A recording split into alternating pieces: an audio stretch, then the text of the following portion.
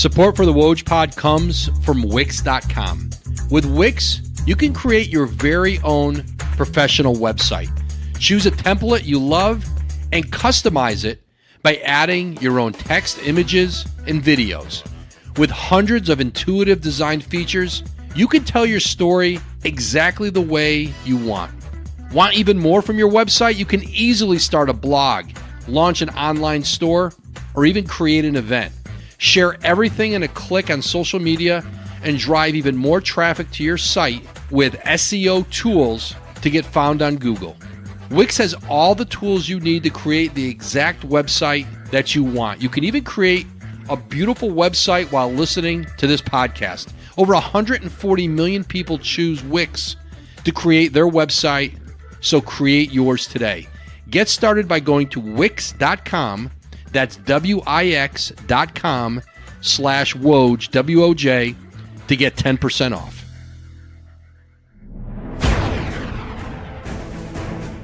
Hey everyone, welcome into another edition of the Woj Pod here in rainy Los Angeles with Utah Jazz forward Joe Ingles. Stay with us. Here in rainy LA with Joe Ingles. Joe, nice bus ride over here, huh? It was. I actually fell asleep. It was kind of like being back in Utah. It was dark and cold, and I had obviously a late night last night. We had a game, and then I had an early morning this morning, a 6 o'clock wake up to take my son to get his allergy testing redone. He had it last year and he's allergic to peanuts, so we had the retest this year and he's still allergic to peanuts. So I had a big game last night, hit a big shot. I'm getting a reprieve on that 6 a.m. wake up call. It's not happening. No. In your house. I wanted to go. I know you did. Yeah, I'm very active with my children. So my wife, Renee, actually did sleep in and get up at whatever time and go to practice but it was cool. I love doing that kind of stuff, and it makes me feel a bit more normal. So yeah, it's raining for like 4 days straight in LA. I think right in through your game on Wednesday. It might clear up Thursday, so you'll miss the sun. Perfect. Then we go back to Salt Lake to the snow. The Chuck Taylors, you got your low cut black Chucks. I had assumed you get them part of your Nike deal, but the idea of like going on the website and just, because like what you guys do, right, is if you want shoes, you just go in, you log in, you get sent what you want. Yeah. But that's too much work for you, so you just go. Yeah, what do you it's do? basically the same as Nike.com, except we have a password and an allowance basically, and you click on whatever you want to click on and it comes to your doorstep. They don't have Chucks on there, otherwise I would get them all off there. But I've got a friend at Nordstrom in Salt Lake that knows what I wear, and I only really wear these. I think I wear Jazz sweats and black Chucks to every game, so I'm not going to be on that.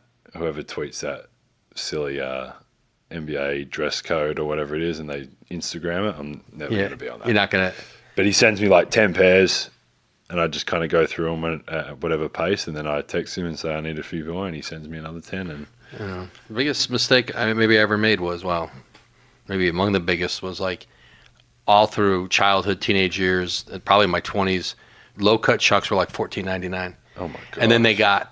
And then all of a sudden they became trendy. A lot of money. And they're like 50, 60, and then the high tops are.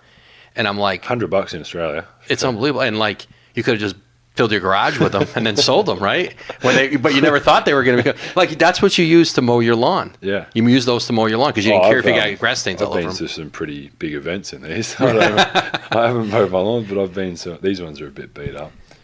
I'm a very basic guy. Jazz sweats and Chucks. Chucks from Nordstrom's. Nordstrom, yeah. Is that the rack? I should get a deal with Nordstrom too. Is it the rack too of like where it's like all the size 12s, all the 13s? So you just fall right off the wall. The lid's already off, and you can see if someone's tried them on and how they've laced them up. And comfiest shoe in the world. I would play on them if I could. I think was it Kelly Oubre signed a deal with Converse. Yeah. I'm very happy with Nike, but I wouldn't mind a little Converse off court. You probably just violated your deal by even saying that. No. You probably no. I hate Converse. I hate everything. I love. But it's Nike. Converse is Nike. They're owned by Nike, so it doesn't. You can say it. It's fine. So like you wake up today and all the websites Rachel Nichols showed the jump. I look up and there's a banner, and then there's like Pippen and McGrady talking about, is Joe Ingles the best trash talker in basketball? No. I don't think so. I think it's a bit. I think you're the most improbable trash talker, right? That's really what it is, isn't it? Maybe that. I don't know. It's funny that it's even, I guess, become something because someone said, I think it was today on the plane. It's been a long day. It was today on the plane.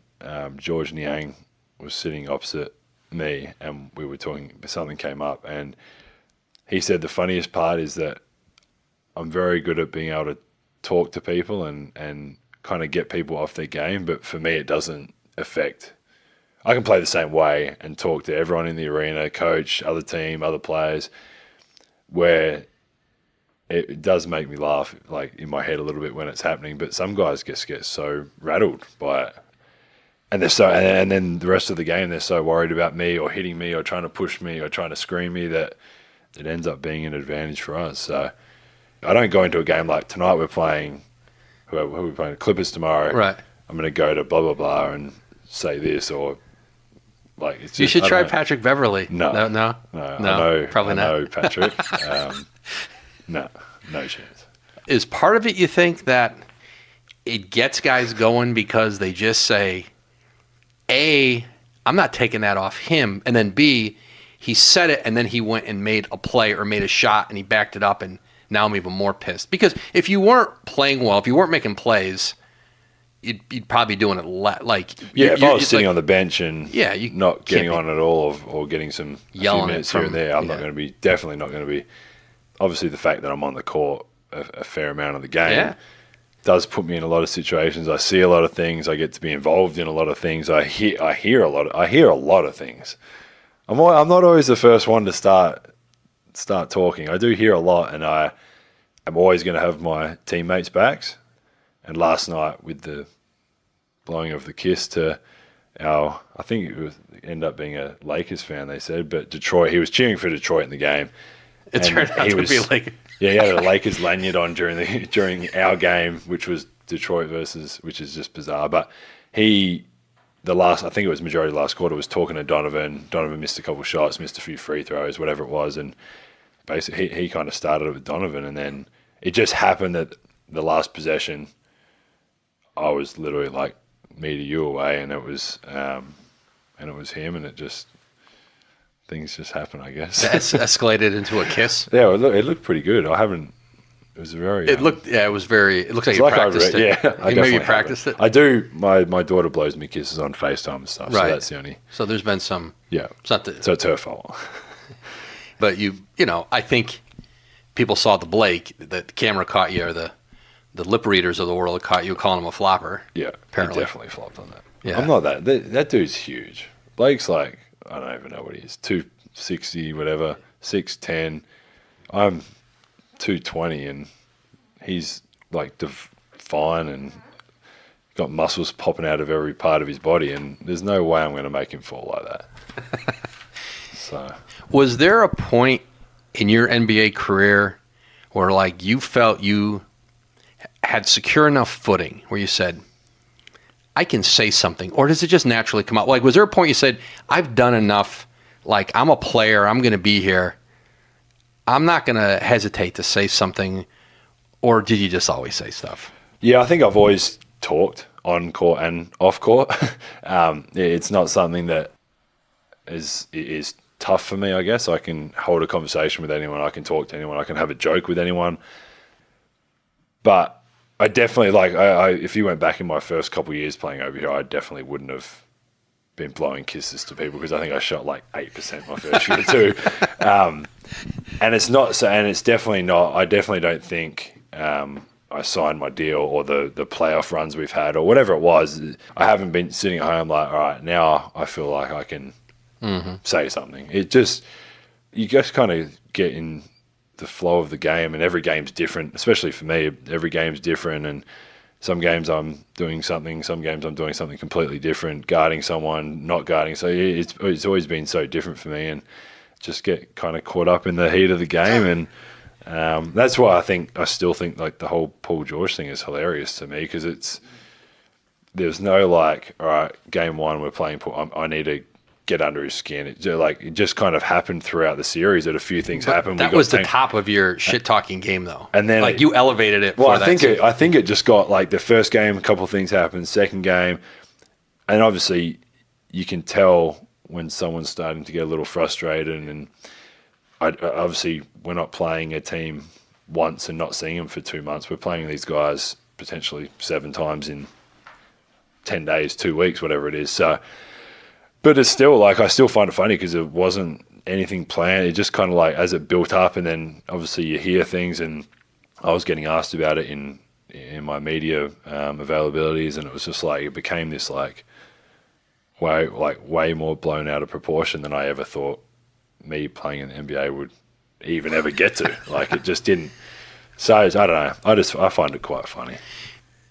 You said sort of like your ability to talk to everybody, which you can. Like, I see you talk to fans. I know you walk through the Jazz facility. You're talking to everybody. Like have you always been that guy? Yeah, I think and it's not like I want to be treated the same way as I treat. Like, it's just, I don't know. I mean, kind of like in general, you just see someone and you say, I wouldn't really talk to. Like games and stuff are different. Fans, especially at game, they're cheering for you. They're calling your name out. I wouldn't walk down the street and just like say hi to the random guy walking by me. But everyone in our facility, when I try and walk past them or walk past someone, I try and say hello or make eye or give them a wave or something. I think just being general, like just a bit of courtesy, but nothing. Yeah, I don't know. I guess I have more than I would have probably thought. I think over the last like 5-10 years, when you grow up a bit and you have some life experiences, and you just, I don't know, it's just, I guess it's just normal to me, really. Is part of it too, you never expected this. You dreamed it. You dreamed of having a career here, that you sort of treat every day like, I'm going to have fun with this today. 'Cause this is, you still sometimes feel like it's a little found money for you, right? I still, to this day, and obviously I feel very comfortable in the NBA with the Jazz. I feel safe. I feel all of those things with the organization, but I still, like, I'm walking into, like, I think the best facility and practice facility in the league every day. And I was walking into like a old high school or whatever it was in Europe that we were training in, bringing my own bag of gear, washing it at home. Like, it's just, we're very lucky over here, but I didn't think, and after getting cut by the Clippers and all that story, I just didn't think I would have another chance. So I do enjoy it. I love what I do, and as much as I am comfortable and I know my role with my team and the organization, I'm still very thankful, and I walk in every day like that. And that's why I have, like you said, I have fun on the court. I have fun with my teammates off the court. I think most of the guys within our organization would say I try and make most of our events, or just try and make it fun. And like you said, I didn't know if I'd be here a year or half the year, or now going on 5-6 years.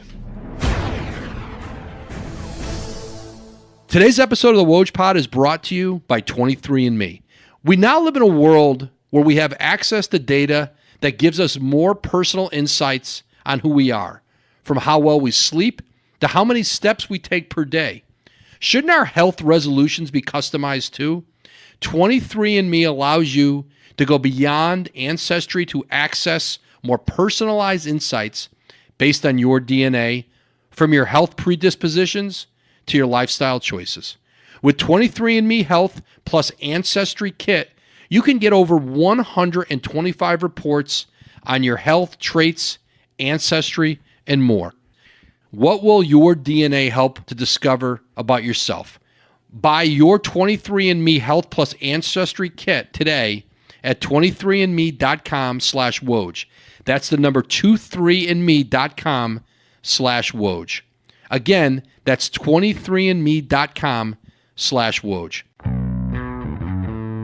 Was there a point for you where, like, you sensed your opponents starting to treat you differently? Because I'm sure when you first showed up, like, you know, you don't look the part to people. Some people just, I thought I looked good today. I know you look, yeah.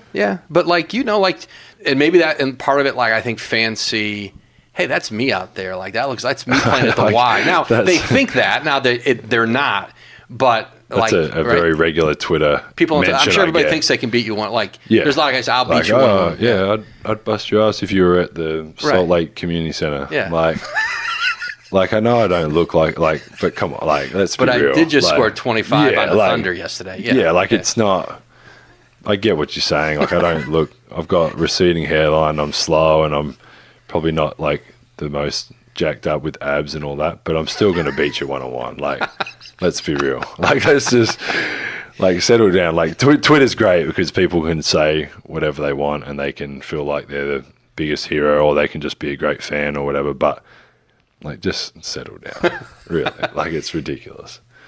When did you feel like the guys across the way from me in this league, I've earned respect in this league? I think only really the kind of the last couple of years. I think my first couple of years, I still remember, and I've told this story before about when I was on the court my first couple of years. Every time we would switch 1 through 3 or 1 through 4 pick and rolls, it was they would look at me and back up and be wave their hand to clear everyone out, and it was I'm going 1-on-1, and it was literally every possession. I was like, all right, this is just stupid. This is, it's 5-on-5. Let's play basketball. We're not this isn't some street ball 1-on-1 tournament. And that was a part of me sitting down with Coach Q and just being what do I need to do to stay on the court? And it was obviously defensively do what I need to do and help the team offensively, and finding ways defensively to control my man and stay in front of him. And I was able to do that. And then I think the last couple of years, and I've noticed it more offensively than defensively with the first few years, I would get a ton of wide open shots. I would get pick and roll, they would go under every time, and it was kind of difficult because when teams keep going under, it's harder than you think. And last year, I didn't get as many open looks. I felt like someone was always really close to me. So I figured out I was able to penetrate more, and people were going over on all my pick and rolls. So it's I can get down the lane. Now I've got to work out how to finish and do all that.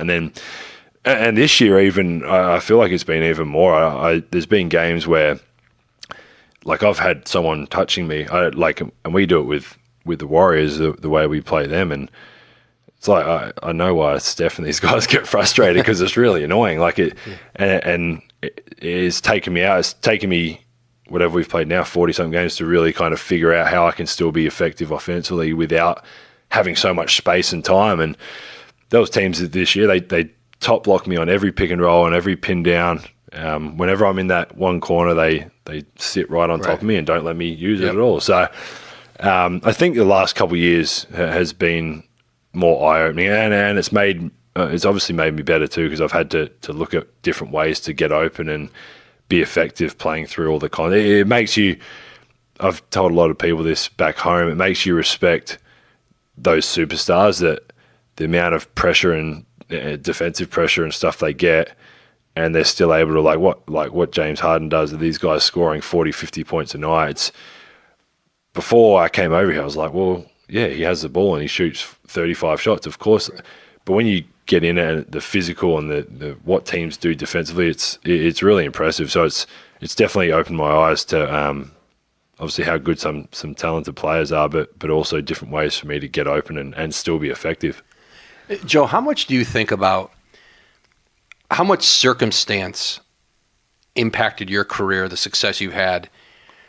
When you think of the opportunity that came, you got cut by the Clippers and you get signed by the Jazz, and when you came in, the group you're playing with, the coach you're playing for, the organization, all the factors that allowed you to get the opportunity and then take advantage and then be given, you earned more opportunity, and then you become, a player who signs a contract, 4-year, $50 million plus that you would not have imagined probably. I think your first offer to pro basketball was $12,000 when you were 17, right? 2 years. Yeah. 24. But do you think sometimes if I had Mark Bartelstein called me and said, hey, we got an offer to go to, I don't know, name 10 other teams. Yeah. I could have just been out of the league. Easily. Yeah. And I still, the year I finished in Barcelona, was a free agent, I had an offer from Memphis, and I had a 2-year with the first year guaranteed. I think the second year was a team option, and Mark was like, "No, you're not having a team option. Not having."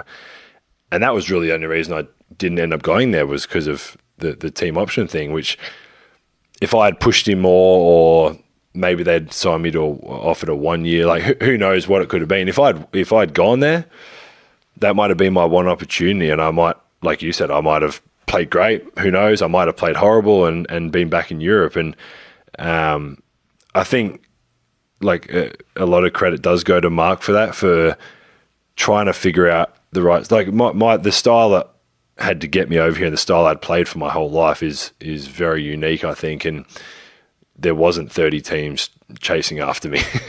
There was really one, really. I went to the Clippers. I still think I should have made that team.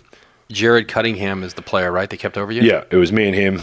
They only brought me and him into training camp, so it was me or him. They chose him. I still think and obviously it looks a bit sillier now kind of thing, I guess, because of the way I'm playing and the way I feel like I could have helped that team. But I wasn't the player I am today back then either. So, but again, it's all worked out unreal for me. And when I got the call from Mark about the Jazz, I did know Q a little bit from being in Europe, and just he was in Cheska when I was in Barcelona. And in my head and in Mark's head, I think knowing he had been there and understanding European basketball and that different style, we thought it would be a really good fit, and I couldn't have asked for anything better, to be honest. What's the benefit for you to have a coach, Quinn Snyder? And it's funny, Quinn was really interesting because I remember talking to him before he left. I mean, he took a big chance. He was with the Lakers. Yeah. Right? He was with the Lakers and left. Edere Messina was on the staff too, and he went to be his assistant in Cheska in Russia. And I remember the last thing Quinn said to me, I think he sent me a text or an email like the day he was leaving, sort of like, hey, don't forget about me. Meaning like, I don't want to just go disappear there. And he was joking, but it was a risk for him. But he was so determined to broaden his coaching experiences, his mind, to be really, he got a college head coaching job at a really young age. And he looks back and says, I don't know how prepared I was, but I'm going to be prepared when I become an NBA head coach. And he really does point to that time over there. Like, what do you think it does for a coach who goes here to there, sort of opening his mind, seeing the game differently? I think even for players, I think me and Epe Udo talk about it all the time. Like, he didn't want to ever go and play in Fenerbahce. He didn't grow up wanting to play for a team in Turkey. It was a lottery pick. Yeah. Yeah, he was. I played summer league with him actually before he didn't end up playing because he broke his hand. But we were on that same. So I was there when he first got drafted, and you don't ever plan on, especially Americans. I think more the American kids growing up, they want to play in the NBA. But for him, it was one of the best things he did. He said he got to play. He kind of got his rhythm and mojo back of who Epe was at Baylor, and came back and I think obviously we signed him, and he's been unreal for us when he's had his opportunities when Rudy and Favors have been injured, and I think that's the same as coach. He knew and it's funny because he does it with everything. Like if he wants to learn about something, he's like OCD, like I'm going to learn and I'm going to know inside and out, like, and if I have to pass a test, I'm going to ace the test. Like, it's unreal. And he does it with all the players, guys from different countries, he comes in and talks about the history of other countries, like it's unreal. And I think that's obviously just who he is. But he obviously thought for him, like you said, he had the college coach Young, the head job there. And he'd done so much, but I think coaching in Europe is probably the only thing he hadn't done. He probably figured, especially with Messina, who he knew well, why not go over there and make himself even better? You get put in an uncomfortable situation, which a lot of the players do over there too, and you have to figure it out. Otherwise, you probably won't end up back over here. And obviously he did. He did what he had to do. He came back. I think he went to Atlanta after that or whatever, and then became... Think of that staff down there. Mike Budenholzer with Quinn Snyder, Kenny Atkinson. Yeah. That was a really good staff. And that team, Kyle Korver was on, right? Kyle was there then. Yeah. Today's episode of the Woj Pod is brought to you by Tommy John. Listen up. Life is way too short to spend a single moment of it being uncomfortable. So when it comes to something you wear every day, your underwear, why settle for anything less than Tommy John? Tommy John has the most comfortable men's and women's underwear on the planet, keeping men neat and nestled and women panty line free. Both their men's and women's underwear sport a no wedgie guarantee. I wish I had a no wedgie guarantee growing up, but I'll get one with Tommy John. Comfortable stay put waistbands and a range of fabrics that are luxuriously soft and designed to move with you, not against you. That means there's no bunching and no riding up. Plus, Tommy John has a life-changing women's line, luxurious, hibernation-approved loungewear for men and women. And their latest innovation, the first ever Stay Tucked dress shirt for men. Tommy John is so confident in their underwear that if you don't love your first pair, you can get a full refund with their best pair you'll ever wear or its free guarantee. So what have you got to lose? Before you spend another dime on multi-pack underwear, remember there's a better way to stay comfortable. Tommy John, no adjustment needed. Hurry to TommyJohn.com/Woj now for 20% off your first order. That's TommyJohn.com/Woj for 20% off. That's TommyJohn.com. The Jazz, like you kind of talked about it, like you wouldn't have fit everywhere. No. And you're, in a lot of ways, an unorthodox player. There's not many like you. I don't know if there's any, we think of comparables. But the Jazz are, in a lot of ways, it's an unorthodox team. Like it's built differently, and yet, but it works, right? Like, it does. And to have a coach in Quinn who is who has this vast mind and imagination and creativity, and a front office, and Dennis Lindsay, and it's been built differently. It has. And obviously, I don't know how it was before I got there, but me and Coach came at the same time.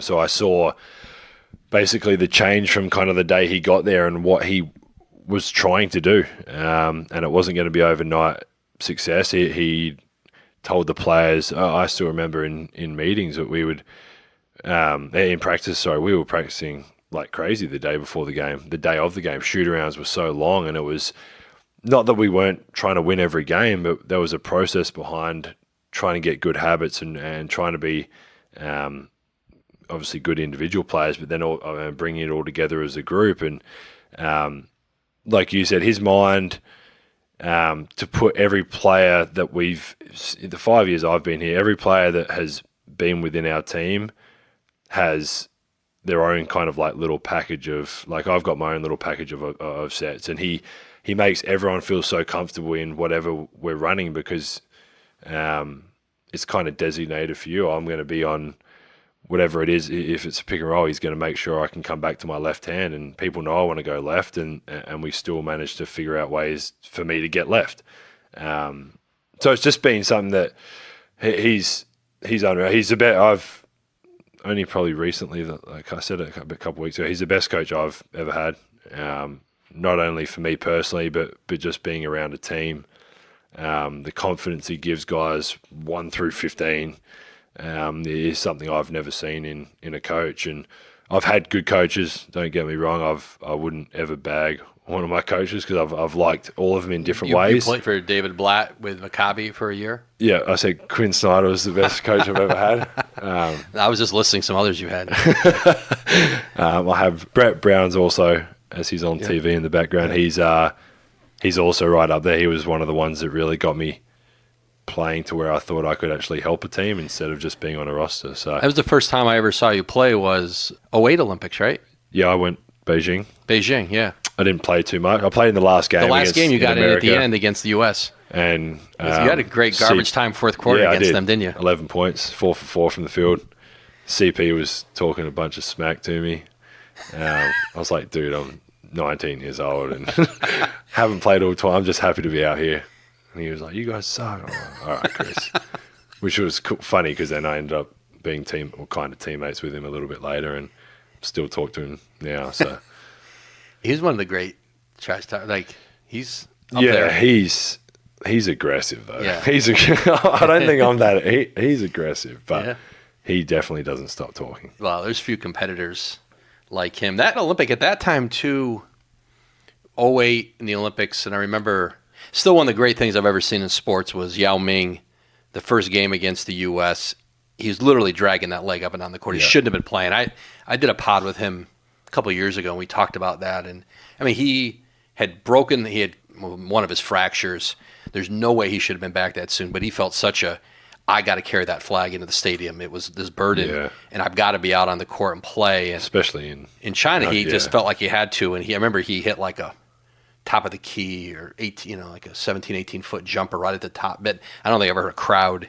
And American players, like the USA players, like appreciated what he was doing. And listen, he made a lot of people a lot of money. He opened up the doors there for everyone to do sneaker deals. But that Olympics was interesting because that was, obviously, Kobe was back there, LeBron, like, I think you would know, like, it's changed and you played them since then. I think there was some fear playing against them that was there in those games because of that team. It was a hungry team. Yeah. But by the time you played them again, you guys are competing with them, and it's been different the last couple of I think as well, a part of that, especially for our team, I can't speak for other national teams, but ours is also the fact that when we were in Beijing, we had Bogut. I think it was maybe Paddy had just cracked the NBA, Paddy Mills. No, he was still at college in Beijing, I'm pretty sure. I think we only had Bogut as an NBA player. Yeah. Maybe Paddy was at St. Mary's. Paddy was at St. Mary's still. I was playing in the NBL. Like, we were majority NBL players, a couple Europeans, and Bogut and maybe someone else from the NBA. Where now we've got, like, if you look at our team coming up now, we've got 8, 9, 10 guys that are going to be playing in the NBA. And I think for us, a part of that back in, like, I'm 20 years old in Beijing. Hell yeah, I'm scared of Kobe and LeBron. Like, I've never seen these guys in person before. And now, not that obviously it doesn't change the fact, but the fact that we played against them daily now and weekly, and we get to challenge ourselves against different players, and obviously a lot of the guys that will end up playing, and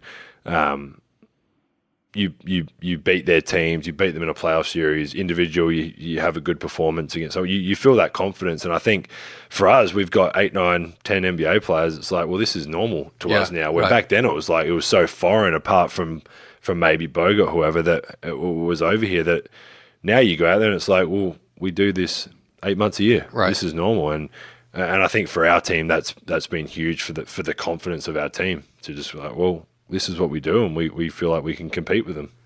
It would be nice to get Ben Simmons to play on that team, right? Yeah, it would be nice. Ben, Dante hasn't really played. Jonah Bolden. It'll be, but obviously Ben's would be a huge inclusion if he decides to play. When you signed your extension, Joe, it was right before free agency. It was early. I should say it was before Gordon Hayward made his decision. Yeah. And you and Gordon share an agent, but you didn't know what he was going to do. No. You kept asking me, and I'm like, you're his friend. You're asking me. I don't know, right? I was trying to get any inside possible. Yeah. But you did your extension, and the thought was, you're hopeful he would stay, and then you were going to build. And Donovan Mitchell had just been drafted. Yeah. I think everybody hoped he was going to be really good. I still don't think at that time anybody imagined like what was going to come so quickly. Yeah. When Gordon left and went to Boston, and there was a natural just sort of like, it was deflating. It was deflating because you were about to make a case. You were going, and I know that the case that Dennis Lindsay and Quinn were trying to make to him in those meetings were, we have the team. We're going to be the team that eventually upends Golden State. I mean, we're not probably good enough this year, next year, but we look at the age of our players. We think Donovan's really, really good. That's why we moved up to get him. Yeah. And all that gets pulled away. And what was it like the beginning when you sort of like July 4th, July 5th, and you're like, it's not all gone, but this is what we thought was going to happen. Yeah, and I think it was a bit of unknown because Quinn had only ever coached Gordon as his main guy for the 3 years or whatever it was. So I think a lot of it was just kind of like a bit of unknown of what do we do? He was the guy shooting 20 shots a game for us and was an all-star and all that. So for us, it was a little bit like, all right, well, where do we go? What's our identity, I guess? And I think for us it was always defensively, but offensively it was like, this is our main guy. We were throwing the ball to him every possession. And I think what they did, they were able to bring Jonas Tarbo and pick up some pieces, I guess, that fitted our team and the way we played, and then got to practice, and it was like, all right, well, at that time they'd kind of given the keys to Hoodie, and Hoodie was going to be our guy, and we've obviously got Donovan who would come in and hopefully make an impact for, like you said, what they believed he could do, but it was still unknown. And then kind of like click your fingers, and Donovan's starting, and we've traded Rodney, and Donovan's started off kind of slow, but you could see what he was able to do on the court, and by Christmas, whatever it was, January, it was like, well, this kid's a superstar. He's gonna be an all-star and whatever else he's gonna do in the league. And then I think it pretty early on clicked to like, and we could see it in a bit of preseason training camp, and then obviously early on, like this kid's, he's gonna be it. Like it's. And you had to convince him of that a little bit, right? There was a lot of, and he talks a lot about that, about the veterans saying to him, take the ball and go. Stop deferring to us. You're the guy. Yeah, and I think, like, as you would know, there's not many teams that rookies get the keys 8 games into the season, like whatever it was early on into the season. And I think he's such a good, quiet, humble kid that, like, be aggressive. Like, no, like, you're open, or you, like, we're like, no, like, shoot the ball. Like, someone has to take 20 shots, and that's you. And we trust you, we believe in you. And it did take, I think, him time to be like, all right, well, like, he always talks like he wasn't even that good at college, he always used to say. Like, right. Which I find hilarious. I never watched him at college, but, like, I'm like, what do you mean? Like, you're doing this against the best defenders in the world. There's no way you're not doing that against, like, I don't want to badmouth any college, whatever college teams you played against. Like, there's no way. And yeah, it took time, I think, for him to believe in himself. He knew from the inside that we all had his back and wanted him to be aggressive. And obviously, after a few months, we kind of figured out who we were going to be and how we were going to play. And it worked for us, and it's still working for us. Today's episode of the Woj Pod is brought to you by ZipRecruiter. You know what's smart? Kicking off 2019 by planning out which roles your business needs to hire for. You know what else is smart? Starting the new year off by going to ZipRecruiter.com/Woj to hire the right people. Unlike other job sites, ZipRecruiter finds qualified candidates for you. Its powerful matching technology scans thousands of resumes to identify people with the right skills, education, and experience, and actively invites them to apply to your job, so you get qualified candidates fast.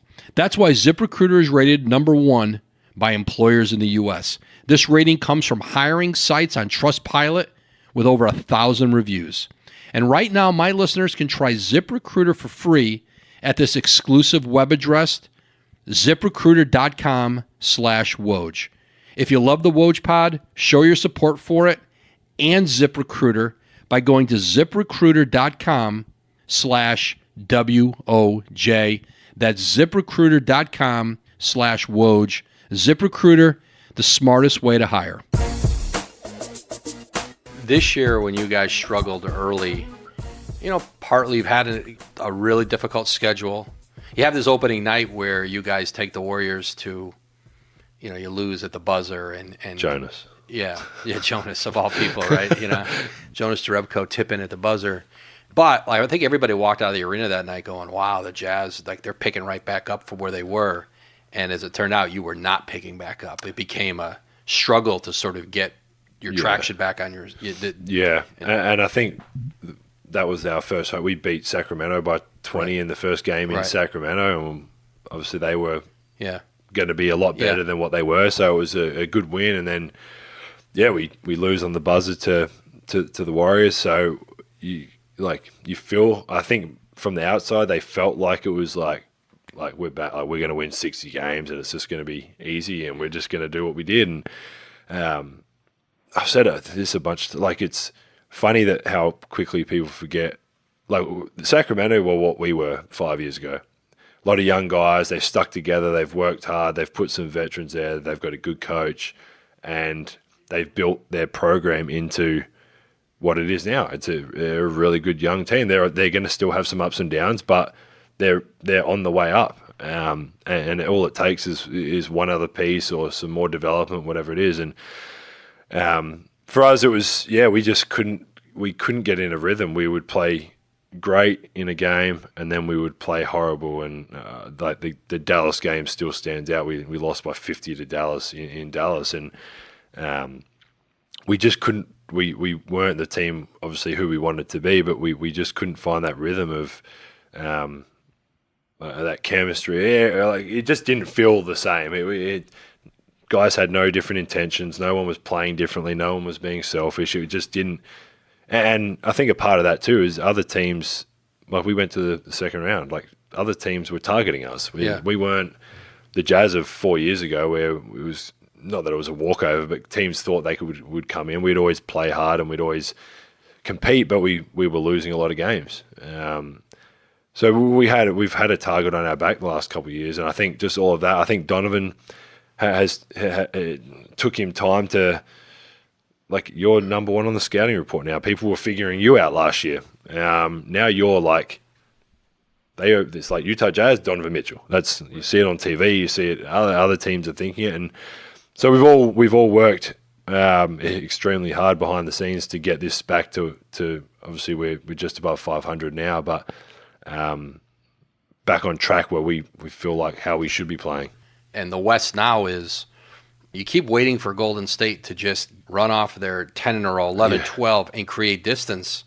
And that maybe they still will, but they haven't yet. And Denver's there, and and all of a sudden there's a clogging. I think everybody in the West, except for maybe a couple teams now, are starting to fall off. But a lot of teams still think we're going to be buyers at the trade deadline. We can get the 8th seed. We can get in. And you can win one game and you're 6th, and you can lose one and you're 12th. And it's so clogged up in the middle there at the moment, even kind of at the top as well. So, it just shows how important every game is, especially. I mean, we take it all pretty seriously, but we try and take every game as serious as possible, and it is so tight. Like, everyone says you don't want to look at it, you don't want to read it, but we're humans. We all look at it. We all have seen it. People talk about it, and we know how important every game is. And you can watch other games and see West Coast teams lose, and it's like, well, cool. If they're around us, and we're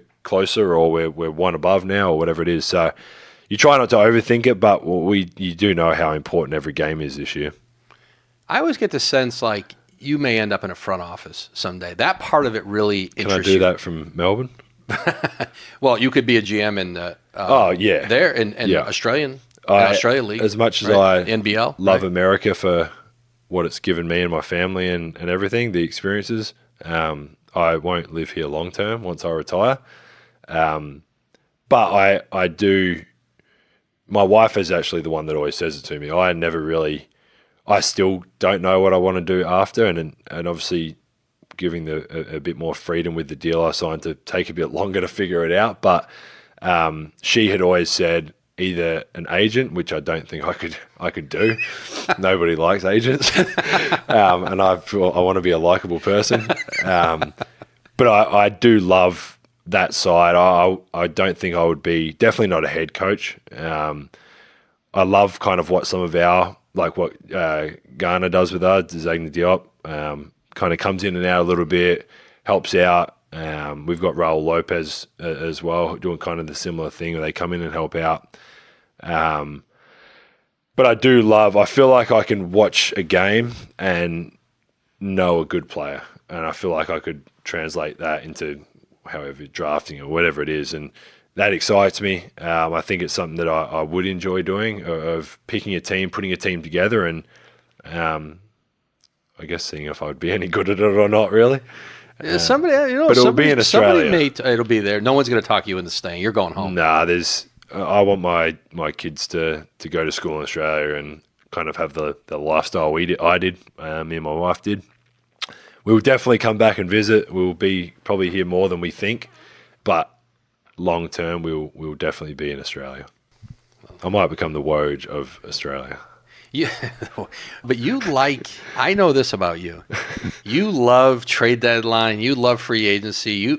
I always hear from you around those times. It's very interesting. And I always promise you, I'll text you and let you know before I report it. I'll make sure I hit you first, so you don't have to wait the 8 seconds. Right? I like it. It blows up quickly. Yeah, but I know you like the trade deadline. You'll be looking at other teams, and Utah will be. I'm sure you guys will be talking, trying to maybe do something. But I don't know. I think you like to see how the pieces get put together. Yeah, I like seeing.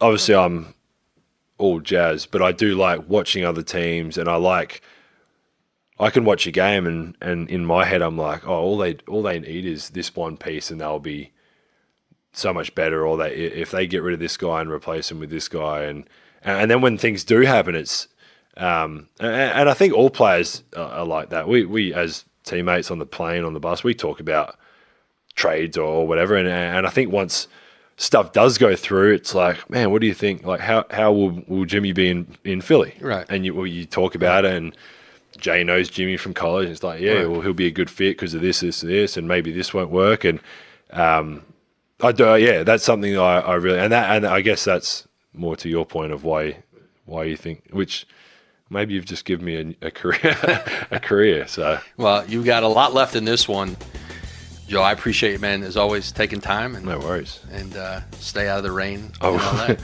I'll be going straight to bed. I had an early morning. I know you did. All right, thanks, man. Appreciate it. Thanks for listening to this episode of the Woj Pod. A big thank you to my guest today, Utah Jazz forward Joe Ingles. Remember, you can subscribe and listen to new and archived episodes of the Woj Pod wherever you get your shows. You can find us on Apple Podcasts, radio.com, or wherever else you listen. And of course, a big thank you to our sponsors today, Wix.com, ZipRecruiter, 23andMe, and Tommy John. Be sure to support them the way they support us here at the Woj Pod. We'll catch you next time.